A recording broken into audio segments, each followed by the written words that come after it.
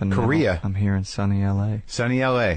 Where you spend time. You've been here a lot lately, I imagine, over the years. I have, yeah. You know, I like it here a lot more. When I first came here when I was 18 to LA, it was like an allergic reaction. I was very overwhelmed by just being sort of around what I do. But I think because I was unformed and impressionable, and so I had to just stay in New York and around where I grew up. Sure, where you're protected by regular people. Yeah, exactly. But now I dig it more and more. So where'd you go? What were you in Korea? What the hell was going on over there?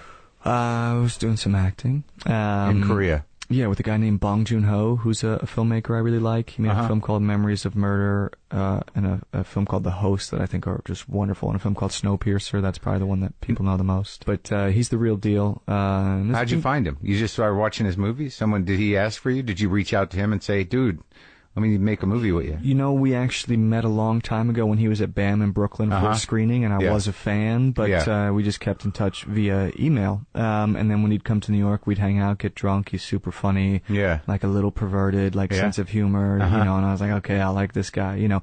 And so we became friends, and now we're working together. Are you the only English-speaking actor?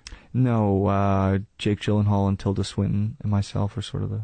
Yeah, that's some big acting. Yeah, they're all right. Yeah. That's a big acting force. That must have been just like, were you just sitting there? Do you realize that? Do you have scenes with both of them? I have scenes with Tilda, not so much with Jake, but I've worked with Jake before. Right. And Prisoners. I watched that movie. Yeah. Yeah, that was a scary movie. And, you know, you were in a tough space. Yeah, that was tough. I have to say, that was one of those that paid off when it was done. You know, I felt good about it when it was done, and I think it's a good film, and I think the people who I got to work with are wonderful, but I can't say that sitting in a hotel room in Atlanta reading about, abuse and PTSD and right. You know, yeah, I can't remember. I think who was that, Hugh Jackman? Yeah. And Jake was like the cop, right? Yeah, that's right. Yeah. And you were the suspect, but it turned out to be a little more elaborate. It was almost like one of those true detective stories. Yeah. We can spoil it now. It's been out over a year. No, it's been out, and that's why it was kind of a cool character in some ways. You know, he was actually a victim, even though you think he's, a bad guy. Well, it's interesting what we project onto people.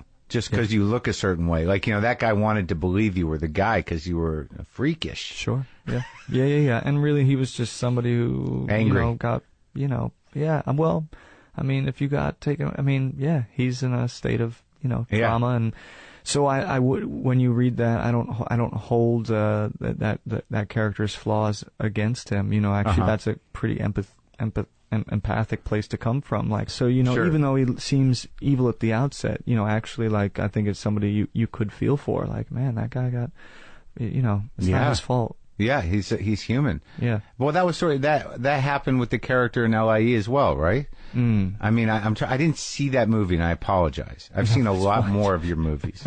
I've seen I've seen a lot of your movies. Yeah. I saw the new movie. We can talk about that in a second. Yeah. But LIE was your big break, correct? Basically.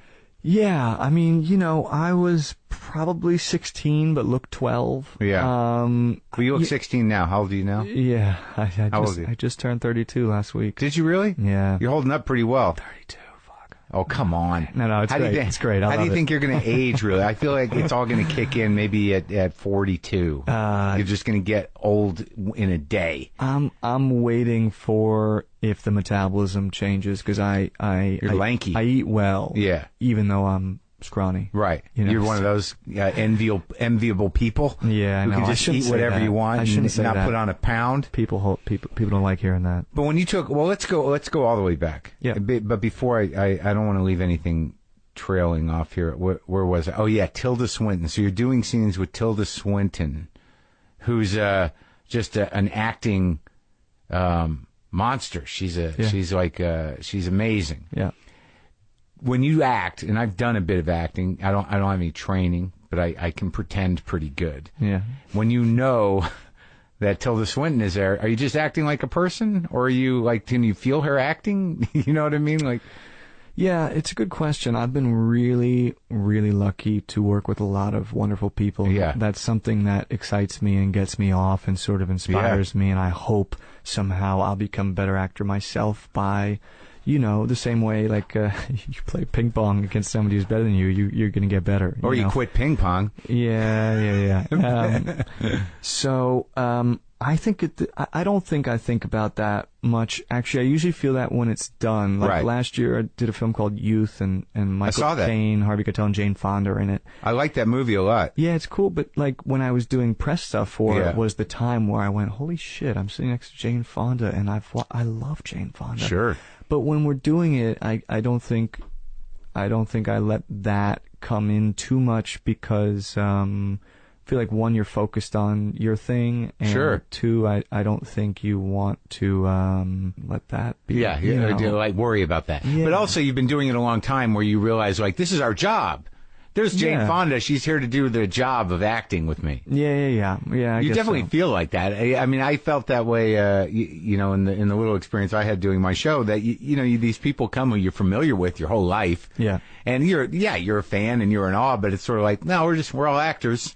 Yeah, we're here to work. Yeah, and look, my job is to delude myself, so I can delude myself into not being, intimidated for a little bit, and then. But you're sitting there next to Michael Caine. Yeah, and he's just it's like effortless with that guy. And it truly is. Really? I mean, I think the first take, if he got the words right, you've got it. It is effortless, and it's beautiful. It's beautiful to watch. And it's certainly something to aspire to. Yeah. What was it you did? You did most of your scenes with him in that movie. Yeah. And I just watched that movie by coincidence. I didn't know about it, and now I want to see the other work of that director, because there seems to be a trend in films right now that there are these. I guess they're indie movies, but they're really sort of in sensibility art movies. I think that Swiss Army Man is an art movie, really. I mean, you would have to. I mean, it's very entertaining, and it's compelling. Yeah, I mean, I think so. I mean, I think, for me, that film has the potential to really have both, almost the way that that's what I mean. Same with Youth, too, I thought, in The Lobster that I saw. Yeah, sort of out there, like, pop song or a B-side pop song. I think it can be for an audience, but I think, there's a lot more to it. I think there's a lot at work, and I think that's exciting. Well, I don't mean art film in the way that it's going to distance people, right. Or be too bizarre or cryptic for people to understand. I mean, it's driven by a lot of gas. Yeah. But literally, because I never really thought about it that way until I told my producer. He asked me if I saw the farting movie. Yeah. Are you getting a lot of that? I am, and I'm all for that. In fact, I love telling people that, like, this is my fart film. Like, it's like something you're supposed to check off, like a box. Oh, I did my sci-fi film, or you did my western, or this is my fart film. I don't know that anyone has ever said that before. Yeah. I think you might be the only one that's able to say that this is my fart film. I love it. I don't know what it says about me, but I was so excited by the sense of humor in the film, and it's like it's like some secret part of ourselves that we don't always get to, let come out to play, or that you're just like with your friends but not out in the world. And sure. So something actually kind of private and vulnerable about it too. About farting? Well, yeah, sure. No, I know. I agree with you. Because there's this idea that it's gratuitous to do fart jokes, but fart jokes are probably the oldest type of joke there are.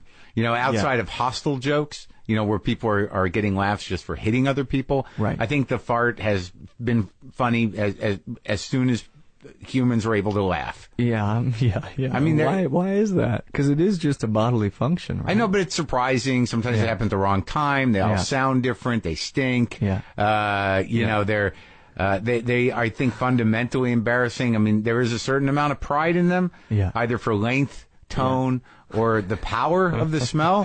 But that's in small circles. That's not for everybody. Yeah. But it almost is in private circles. I mean, maybe not. Am I wrong about that? About what? That they're sort of exciting? Sure. Yeah. I mean, if you have that type of intimacy with somebody, that's certainly a testament to intimacy. Like when you're in a relationship, when you cross the fart barrier. Well, yeah, totally. It's a very important day. And once you do it once, you're like, this is the way it's gonna be now. That's right. Because we need to be ourselves. Well, I think that there's a real scene in that movie because your character is so awkward and insecure and sort of self-loathing to a degree. Yeah. That that moment of freedom. Yeah, I don't want to spoil it. It'd be hard to spoil it, but you own it. Well, look, dude. Now see, so you got it. But that's amazing. Okay, so first of all, so this film, one thing the director said to me when I met them was and this has to do with the history of the fart joke. Is we want to make a film where the first fart makes you laugh and the last fart makes you cry. Mm-hmm. And that was a discussion? I was in. That's all I needed to hear. That was the pitch? Yeah.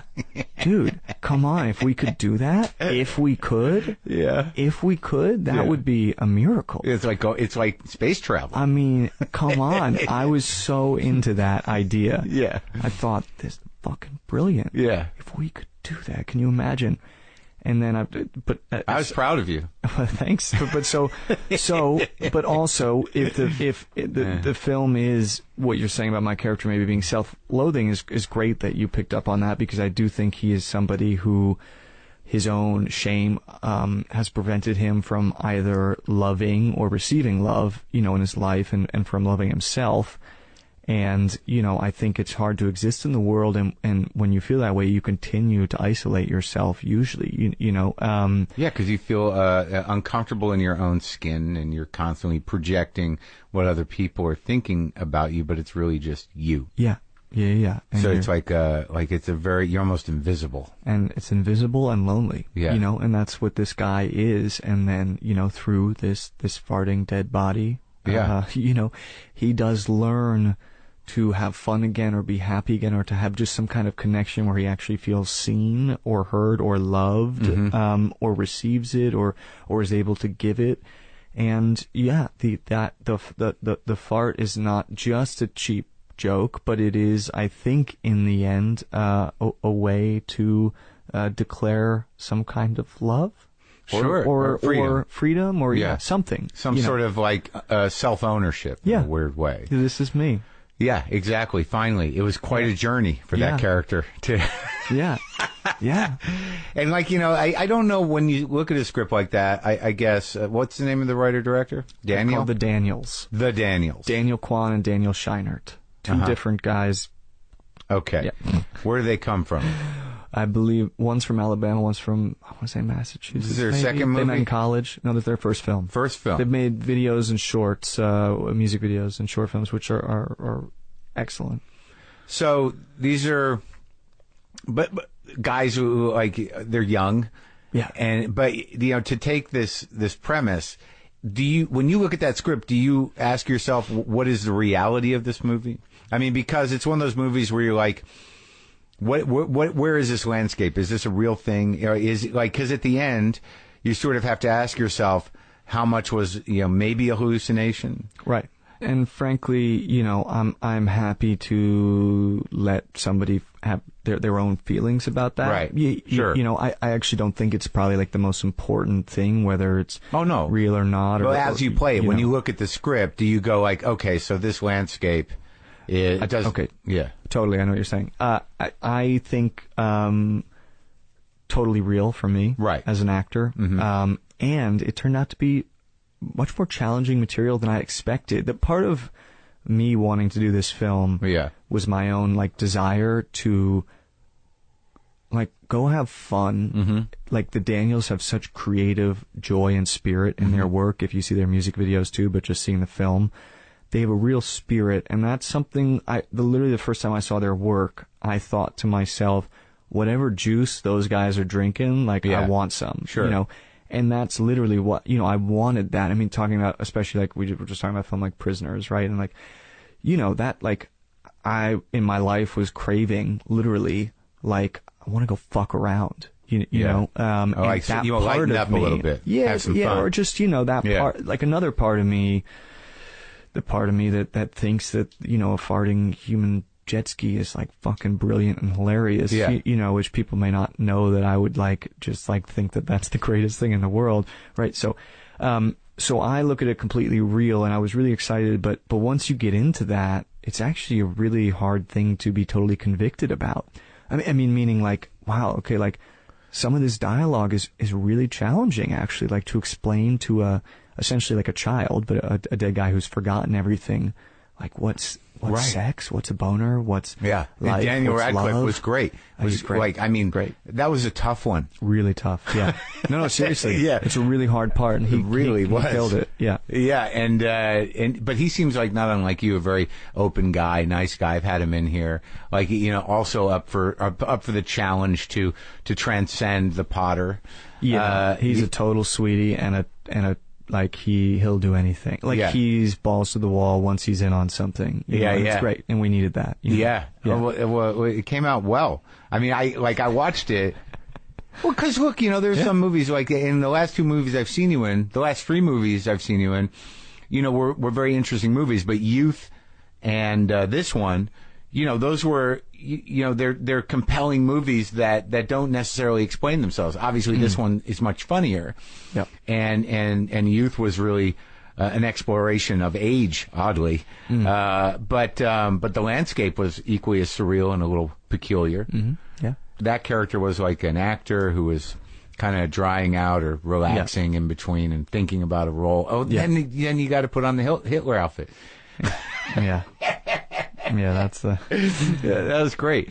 When I, was going to do that, when I accepted that part, so to speak, I was really excited by the director, the actors. The script was really kind of had its own little magic to it. All the details that guy Paolo is seeing, and so I just kind of washed over the Hitler thing. I was like, okay, I'll figure that out. Right. Then when I went to really think about it, I was like, what the fuck am I doing? You know, I had like an existential crisis, you know. About donning the Hitler costume? Yeah, I felt really strange about it for a while and really conflicted. And then I realized, well, I guess this is what that guy's going through, so I just use it. You know, I spent my 30th birthday dressed as that character.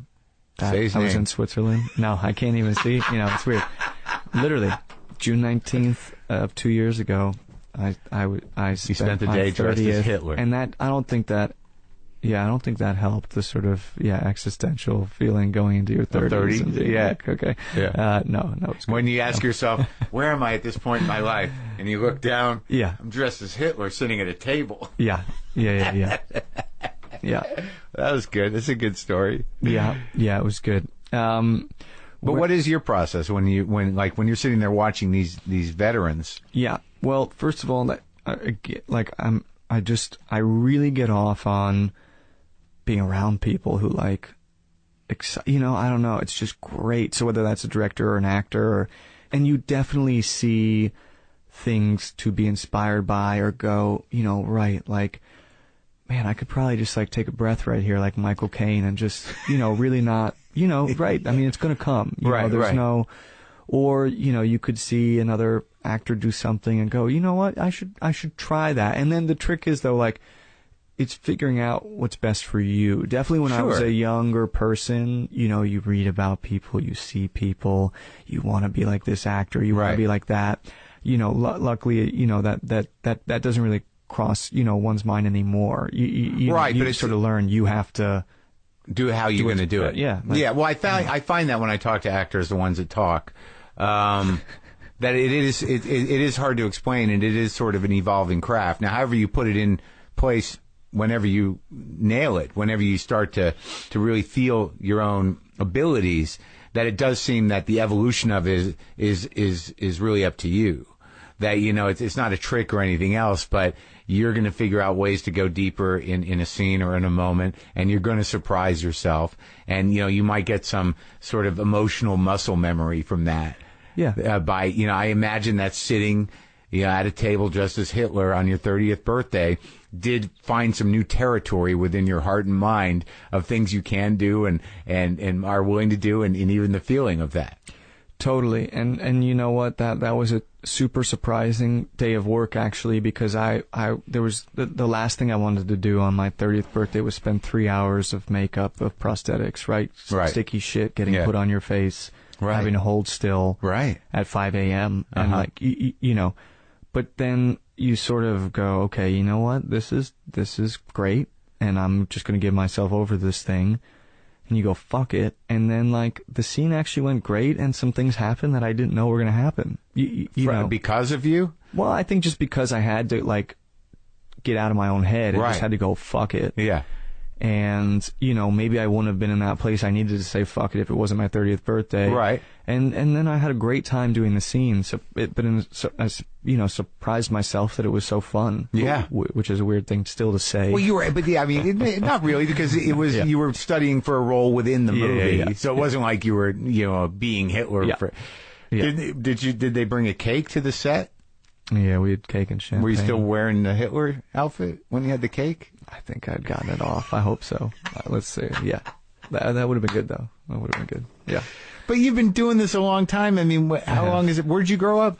I grew up in Manhattan and then Connecticut. You were in Manhattan as a young kid. Mm-hmm. So you lived in a nice apartment in Manhattan. What'd your dad do? Dad was like kind of a financial advisor. Yeah, we were in a 1-bedroom. There was 4, my mom, dad, me, and my sister. So eventually we moved to the suburbs, Sure. right? Because, what part of town were you growing up in? We were near like 61st and Lex. Uh-huh.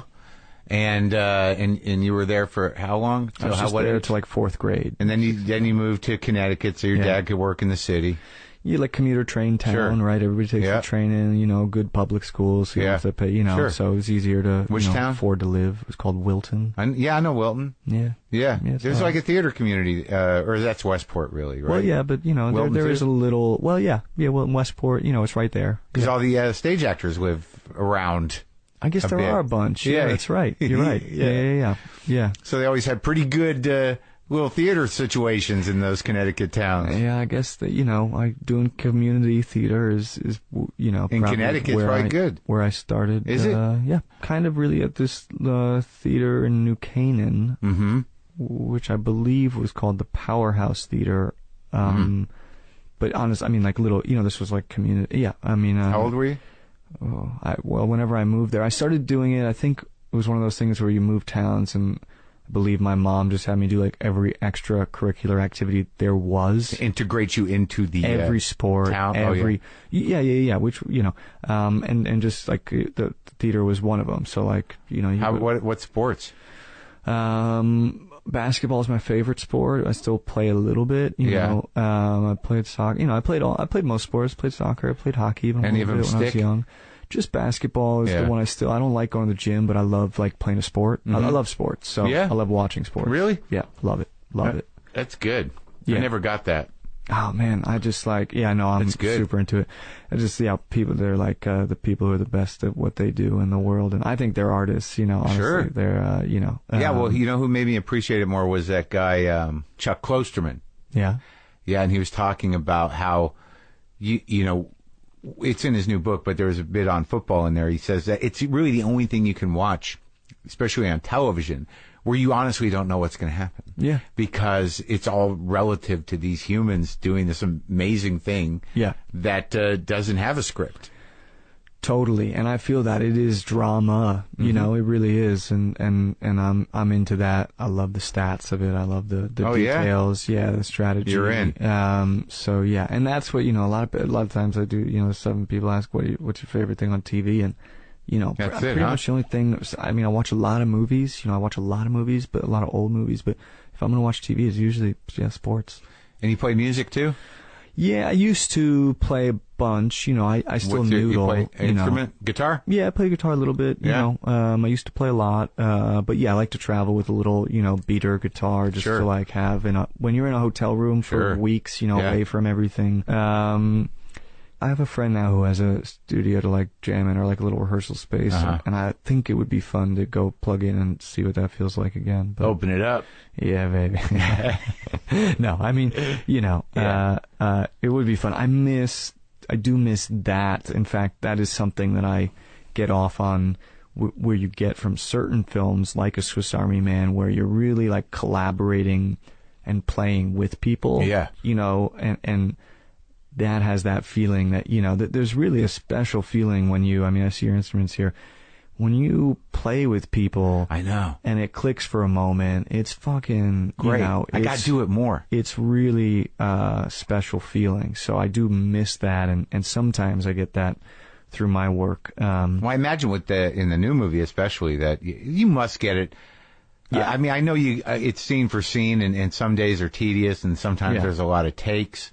But it seems to me that, in the ensembles that you've been in, certainly in the movies I've seen, you're working with, pretty amazing actors, and a lot of times it's pretty kind of one-on-one type of shit.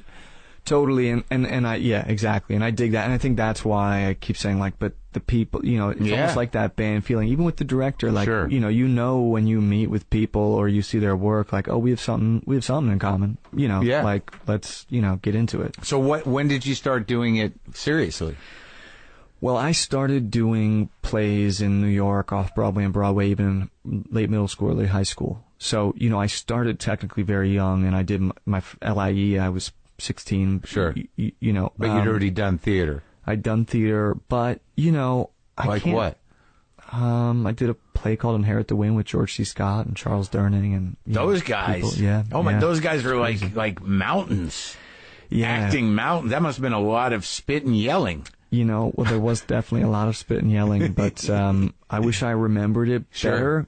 For me, I think it was kind of like, oh, cool, you don't remember George C. Scott, like, who's this kid? Well, I do actually, but still, I didn't have the romance I would have about it now. Yeah. What do you remember about George C. Scott?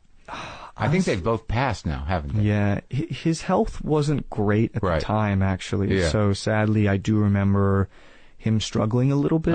But he was a bear of an actor. I mean, really presence and gravitas for days, my big scene was with him on like a witness stand, sort of getting interrogated by those two. But I don't think until I was 18 and went to my freshman year in college, which I kind of just forced myself to go to make sure I tried it, did I say, okay, you know what, I'm gonna be an actor. And I remember being in my dorm room and was probably sick of something I was doing. I was like, fuck this, I'm gonna be an actor. Yeah. Did you do any training? I've actually started to more over the past 5 years, I would say. No kidding. I think because I started acting young, I had a lot of feelings about it, meaning I saw the world, I saw how other kids acted, my age or a little older than me, and I was actually really turned off by that. So I think I made a great effort when I really started to act to not... in fact, I used college, frankly... I kept going back to college for a few years just to check myself on the acting stuff. Sure. I really had an aversion at first to the way, sort of it just seemed like how many people kept doing it for the rest of their lives, right? Or became the kind of actor I hope to one day become. You had a fear probably of being pigeonholed as a child who could do it. Yeah. As a young actor. Yeah, or, and it was actually a big... I was out here, I was doing a movie called The Girl Next Door, which was kind of a teen comedy, one of my early jobs. Yeah. And I was really fearful doing it because in it I looked a lot like myself, like a dorky haircut and glasses. And I was I felt like I could do more as an actor, possibly, or that's what I wanted. And I thought, fuck, God, this is all I'm ever going to get to play. Right. Because these teen movies were doing very well then. And I was really scared. And I didn't know you could say no yet. That's kind of something you have to learn, I think. I had a similar conversation with Martin Starr. Yeah. The guy who, from Freaks and Geeks. Yeah. That's great, yeah. He, hit a wall with that, with sort of I want to act and I don't want to be, here's the nerd. We need a nerd. Right. God, Freaks and Geeks so good, though. Oh, yeah, he's great. He's great. He's great in this new one. He's really kind of a very thoughtful, interesting actor in Silicon Valley as well. Yeah. But while I was doing The Girl Next Door, I got a part in a movie called The Ballad of Jack and Rose that Rebecca Miller was writing and directing, and that Daniel Day-Lewis and Catherine Keener were starring in. And I got to play somebody who felt very different from me or another side of me. And it was actually getting that part, I felt like, okay, somebody saw me something okay, I can be an actor. I can do this. Yeah, and then you started to, I don't think anyone, you realized that there was a business to commercial films that dealt with young people, and there was a very small set of archetypes that were repeated. Yeah. So once you were able to sort of enter the world of independent film where there was more depth and more range and it wasn't hinging on stereotypes, you kind of found your emotional voice in a little more range. I think so, and I think as a young person, like if you're not challenged, how are you going to grow, right, and become better at what you do? Right, and I don't know if that's necessarily important to people that are making a lot of money in mainstream movies, right? Yeah. That was probably what was most important to me, though. Well, that's great, though. You weren't like, I'm just going to be a movie star. Yeah. But then, you do it for a while, and then, there are certain ebbs and flows to how you feel about it. So I find myself poking around more and more about how to do it now than I used to. Oh, yeah? Yeah. Well, when did you, so you did the Ballad of Jack and Rose, and then, shortly after, or maybe a year or two, you worked on Little Miss Sunshine, which is another sort of defining role for you. Yeah. And after LIE, that was the one. Yeah, and that's probably, the first one for a lot of people rather than LIE or what, Right, sure. Yeah, Little Miss Sunshine. For me, it was. And you got to work with Alan Arkin. Yeah. Yeah. And Kinnear's pretty good too. They're all great. I mean, Steve Carell, Toni Collette's amazing actress. Toni Collette, that's right, Carell. Yeah, they were great. That was a really special experience, actually, and not even because of the result, but it was actually one where when we were making it, I felt like, oh wow, movies can be fun. This is kind of fun, somehow something was working. It felt like it to us, no clue that the movie would get seen the way it did or resonate with people the way it did. Certainly Arkin, I got to sit in the back of that van with him for, a good amount of time and got to ask him questions. And, what did he have to say? I can't remember. There were so many great quotes, but I will say that people would always ask about Steve Carell back then. The funniest guy on set. And actually, no, Alan. Yeah. Alan was just dry fucking funny, And a great actor. Yeah, totally. And then people and those directors I became really close with. We then later did a film with them called Ruby Sparks, and friendships, and it was really special. And then the fact that it seemed to really mean something to people was nice. And also it was you were able to play, instead of what would be a nerd character, it was sort of a kind of existentially kind of challenged outsider character. Yeah. Which I think you do a bit. Yeah, totally. I mean, I felt like he had a little punk rock in him, too, just in the way of, taking a vow of silence and being that's you got to have a little bit of balls, actually, to do that. That's a little bit of a fuck you. Oh, yeah, a lot of a fuck you, yeah. I liked that character a lot, and I really felt like I knew that guy. Friends, who, I had a friend who read Nietzsche and listened to Meredith Smith and was really fucking quiet. But stewing? Yeah, totally. An inner rage, and that was, I have to say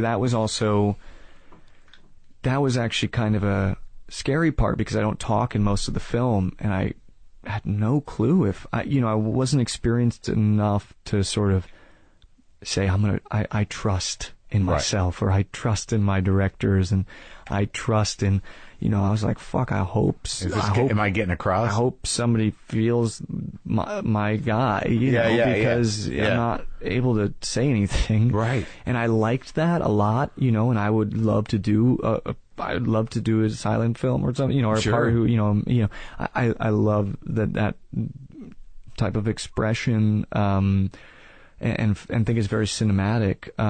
But it was really nice when it was people got Dwayne, it did, it felt, they did get it. It felt good. Yeah. And you had to trust that script and the directors that, there was a balance to the characters, the comedy of it all. Yeah. And there was a real family. That was this kind of interesting element of that, is that how the family structure really was close, despite the kind of varied characters, that there was a real kind of love and unity to everything. Well, and I think there's a lot of truth to that, though, right? Yeah. That's why I think it kind of worked for people. Yeah, it was stunning.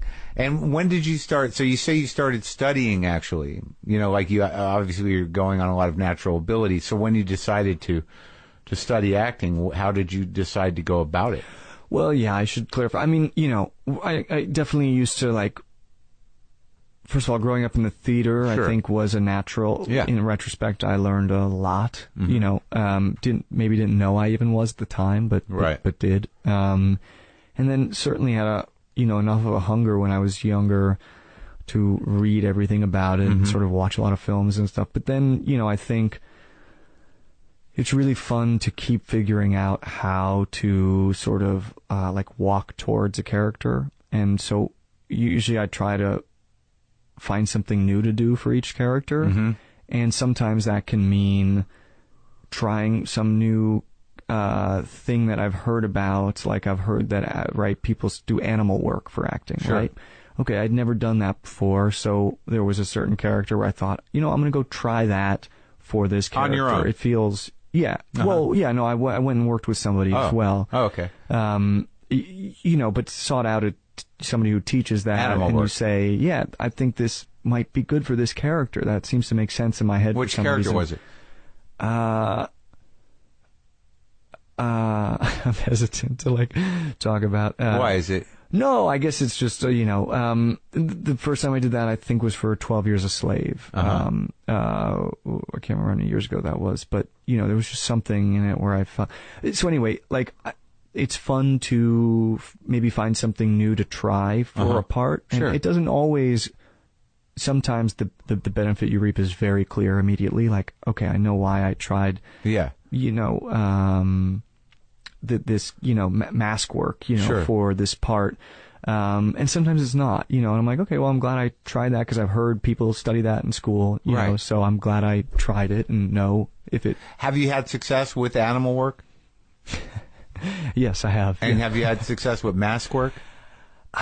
I think maybe that one resonated a little bit less for me. I feel like I actually was already a little bit kind of in tune with that, weirdly. What is exactly? Okay, well, mask work, it is really fascinating, though. You could, let's say I'd put a mask on you, you don't know what the mask is, and you're basically probably going to intuit something somehow, and behave based on what your sort of intuition is telling you. From reaction of you? No, just from the feeling? From your feeling of the mask. Without knowing what the mask... Yeah, and it'll often line up with what the mask is. And then you'll do it where you know what the mask is, and you'll say, okay, this kind of exaggerated frown, how does this impact my body? And they're basic masks? Basic. Well, I mean, they're not like superheroes or Mexican They're wrestling more masks. old school, more Greek feeling. Sure, right. I get it. Right. So they're devoid of caricature. No, yes, you're not going to recognize it and go, oh, Superman, I know what that feels like. Right, no, they're not exaggerated. It's more primal. Right. Huh. So you have the intuition, and then you reveal the mask to yourself. And then maybe you do it knowing the mask. Yes. So that's a couple ways, and there's more, but the way that relates for me already is I really like the idea of how does the clothes make you feel different? Shoes make me feel really different. Hair color makes me, hair's darker than normal right now, makes me feel really different. Center of energy, okay, I carry a lot of tension in my shoulders. Where people have different ways of holding stuff in their bodies. So, some characters have more strength in their chest, and some characters have more strength in their dick, and so I feel like that kind of stuff is like mask work in a way where, you're so you kind of think about that in preparation? Yeah, you might try that. To yourself? Maybe. You might try that on and say, okay, what's it like if I feel like, a little bit more, something dick there. Energy. Yeah, right. Huh. And that's part of your process. No, I like it. Yeah. No, because it's good to talk about this stuff. I don't know if you feel like it sounds silly or that it's embarrassing to talk about, but I think a lot of people, I've talked to many actors, and some of them will talk about it, and some of them, don't necessarily talk about it, but more lately, I kind of push to talk about it because it, when somebody sees your work and they're like, that guy's got something, he's a great actor. I don't even know. It doesn't matter whether they understand your explanation, but your process is interesting.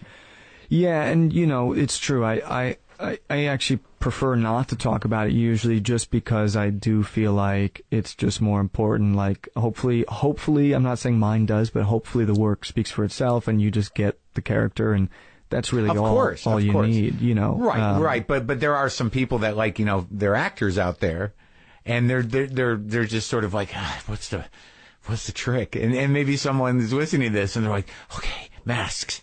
And that is like almost like so the opposite of what I want too. It's like, you know, honestly, I now get like why like all adults are like, I wish I could go back to college. You know, I've always heard that, and now I feel that too. But I'd be like ready to learn now, because I know that I know that I can take what hits me and leave other shit behind. Right, but are you ready to study and do the stuff that doesn't interest you? I mean, there's still a lot about college. Like... No. I just mean, like, I think, you know, it's really easy to, you know, hear something like that and be like, okay, you know, like, right, that guitar player did this, so I have to. And, like, what if that's not what's, like, best for you? Well, no, but you could try it. You know, I mean, it's like when you say, but I mean, the caveat is that sometimes it works, sometimes it doesn't. You know, these are things that you're curious about, that interest you, that could expand your particular you know, craft or your skill set, and you know, you try it. Yeah. So I've talked to Paul Thomas Anderson too. Like, it was weird because I don't think anyone has like talked to him publicly as long as I did. And not that I know of. I'm sure I'm not tooting my own horn, but I mean, I did have a pretty lengthy conversation with him, and you know, I thought he was some sort of mysterious, brooding genius, but he's sort of a clown.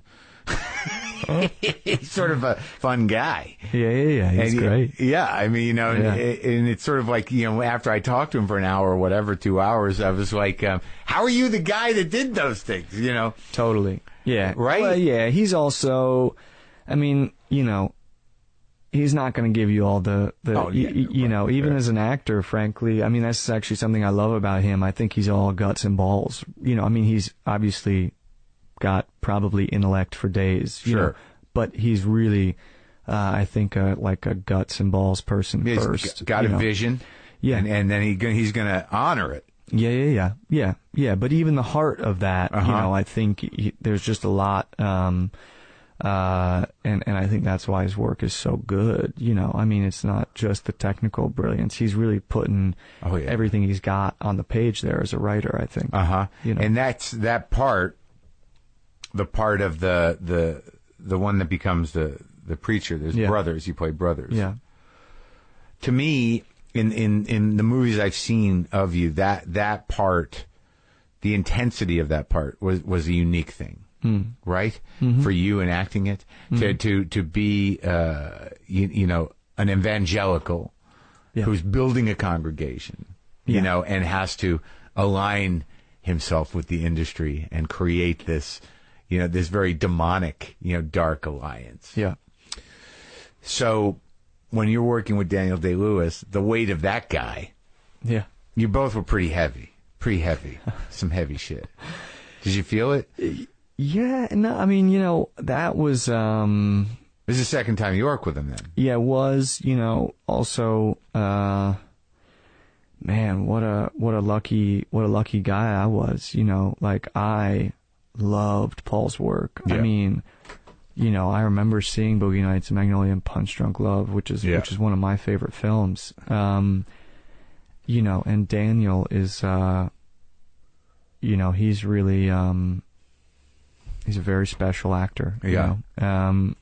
So I was very lucky and thrilled to be there. And so, you know, whether it was heavy or not, I don't think, you know, I think we did 6-day weeks in the desert in Texas, July and August. It was fucking hot, and it was period clothes. It was a lot of sweat, and it was fucking great writing.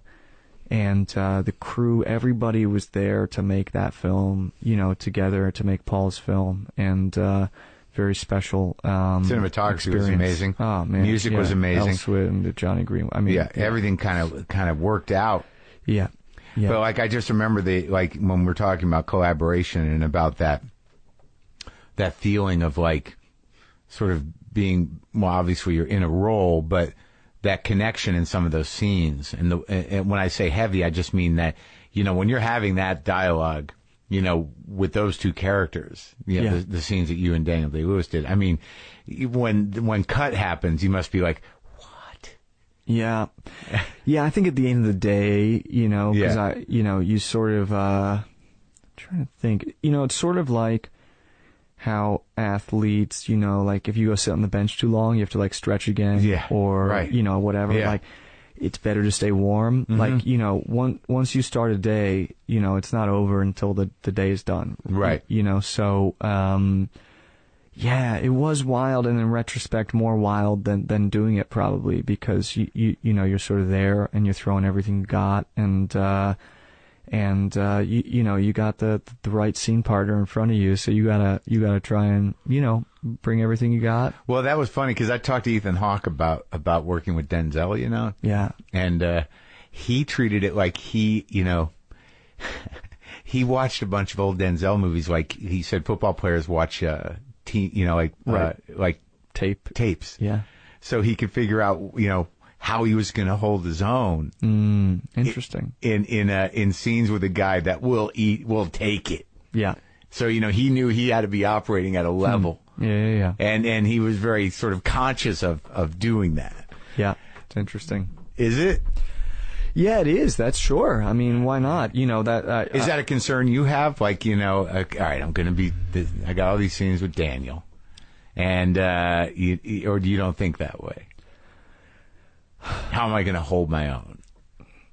It's possible that you have that thought like immediately, and then if you don't snuff that out, I don't know, you're going to be in trouble. So, right. I think the honest answer is actually no, and I don't mean that in an egotistical or arrogant way. I just think you know, you can't. Right. And also, I don't think it'd be an obstacle to the role in a way. Well, yeah, and also I just don't think that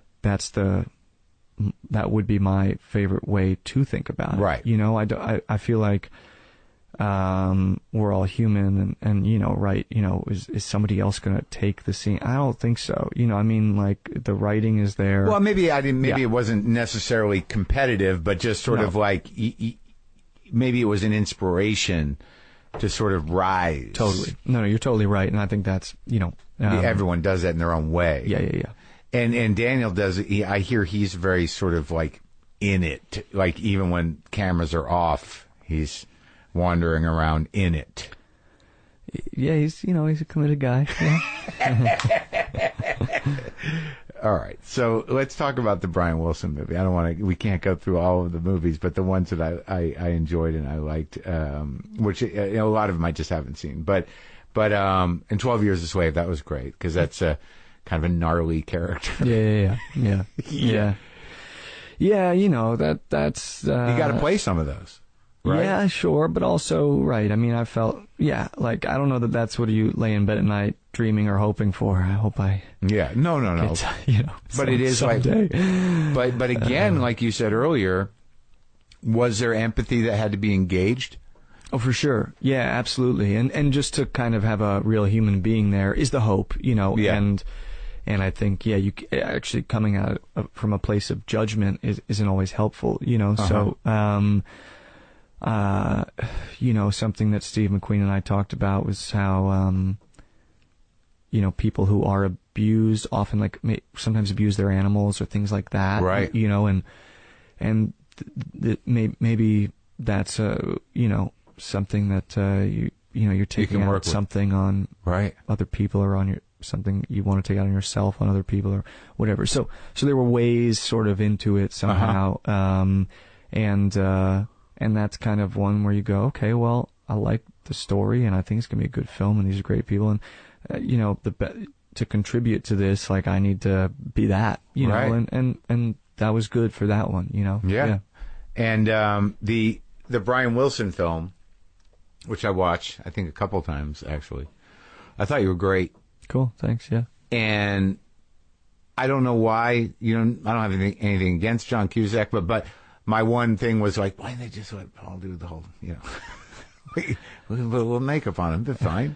But who knows why choices are made? I'm not asking you to explain it to me. But But how much time did you spend with Brian? I spent a bit of time with Brian. That's probably, that was a very special experience for me, making that film. Why so? Well, I fell in love with Brian and with the music, in a very deep way. And not previous, but during? Well, I was a fan. Sure. But, this was like, something happened, right. Obsessed, spiritual connection, fan, and I think it was really important for me in a way, like something about maybe to do with reconnecting the music, though, and bringing that to acting somehow. But, I spent probably about 6 or 7 months, kind of just like getting ready for that and learning to play the piano and trying to get my singing up to range. And, the research was so fun, listening to all the studio sessions they had. Like amazing fun stuff. I mean, really, and in fact, what everybody can listen to, the Smile sessions and the Pet Sounds box they released, really true document of an artist at work. Really fascinating and beautiful. And I spent time with people who worked with Brian. And like spent like some of the Wrecking Crew guys who are still around. Yeah. Talked to a few of them and a couple of other friends of his from the time. And the amount of love and respect, they had for him, it really felt special to get to know this guy, and be connected to that music, especially Pet Sounds and Smile, which I really do think are bigger than themselves. That happens occasionally. Somebody writes something, it's just bigger than themselves, right. That book or that play or this album. Right. Those are they're that. Even if there's just one. Yeah, that's really special, right? Yeah. I mean, it's pretty cool.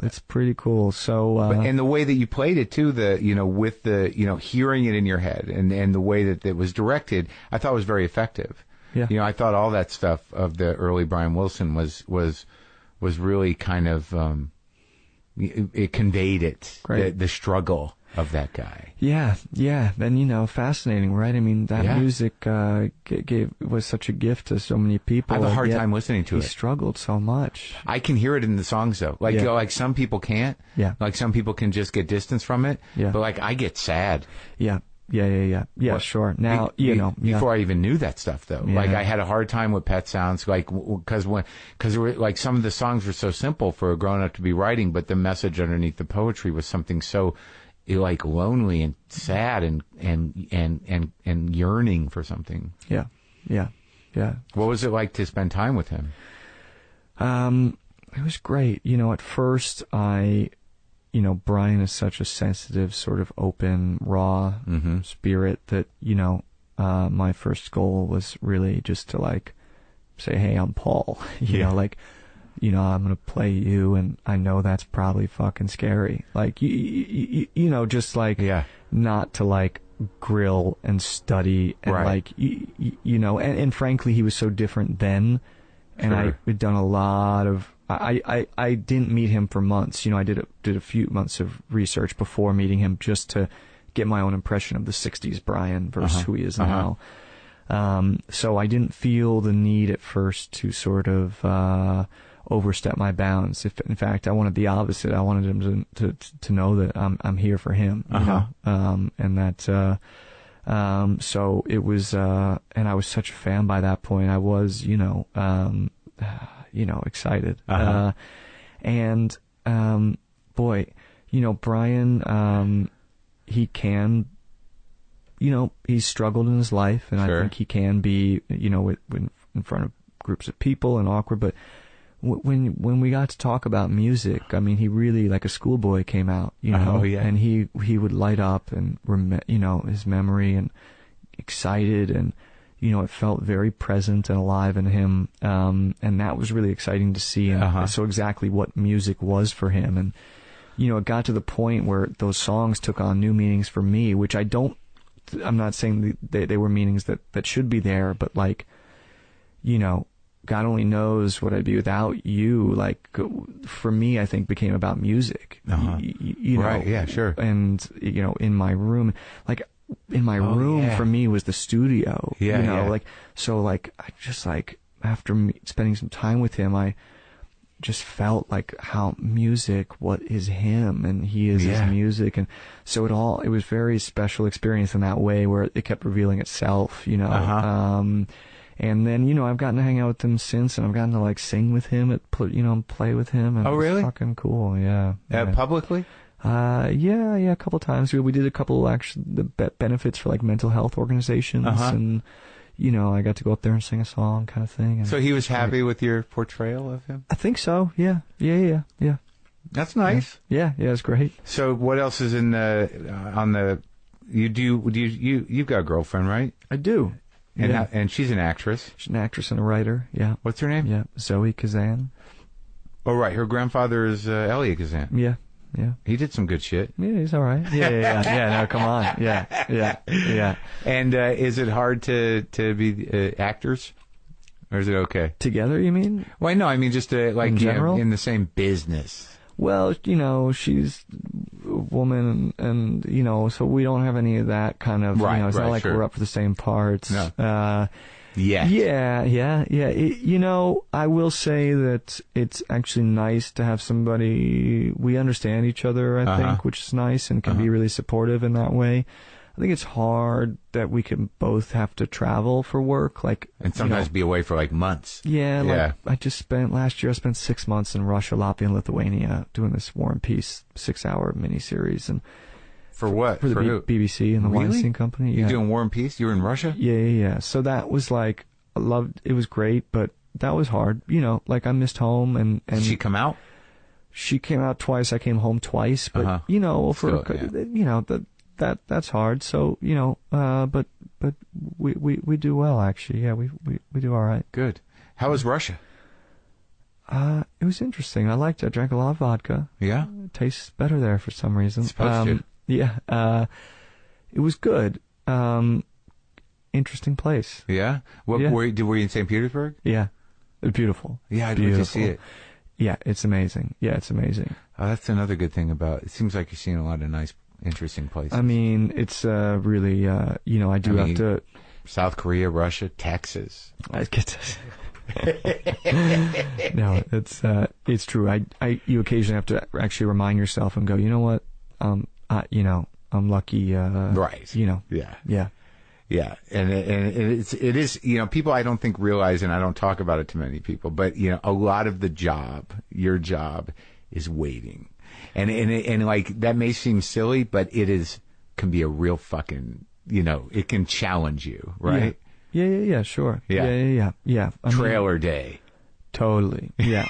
Yeah. How do you do? Do you bring the guitar? You bring books? It depends on what the scene's asking for. You know, you got your music. You might, you know, maybe you have a guitar, book, or, you know, who knows? What depends on the kind of film. Sure. Can you shoot the shit on this one or not? You know, what's the vibe and what's the character and blah, blah, blah. But, you know, I think, you know, luckily some of the films I get to do, like a Swiss Army Man, there's not a moment of idle time. Right. You know, and I like that actually. That's keep fun. Moving. Yeah. Well, I liked it, man, and I think it was a great movie. I think you do great work, and it was nice to talk to you. Cool. Thanks, man.